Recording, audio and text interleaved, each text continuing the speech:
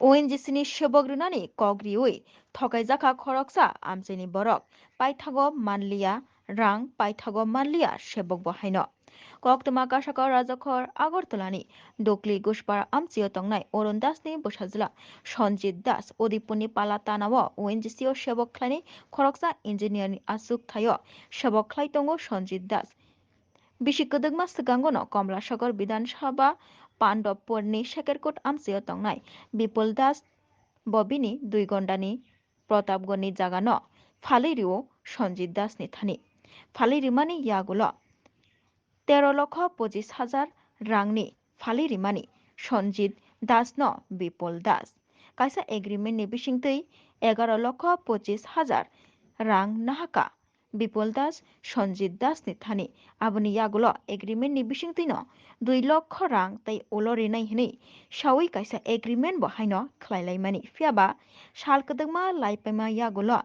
ताबकबो सन्जित दास जागा मालिक बिपुल दासनो आबिनि खातिजाक 2 लक्ष रां ताबक फानो रिया खहनै कक सिलचामुं कासाका सन्जित दासनि बुमंगै आबुनि यागुलो दरबार नगबो थांगै सबैखा জায়গা কি ছিল দাদা ঘটনা? ঘটনা আমার একটা জায়গা ছিল মানে মধ্য প্রতাপগড় এই জায়গাটা ছিল যে জায়গাটা 2 ঘন্টা জায়গা সঞ্জিত দাস নামে মানে ঘুষপাড়া ডুকলি বাড়ি হে আমার থেকে জায়গাটা কিনছে যে এইভাবে কিনছে কত লক্ষ টাকা দিয়ে কিনছে? 13,25,000 টাকা দিয়ে কিনছে কিন্তু তে আমারে 11,25,000 টাকা দিছে আরো 2 লক্ষ টাকা বাকি আছে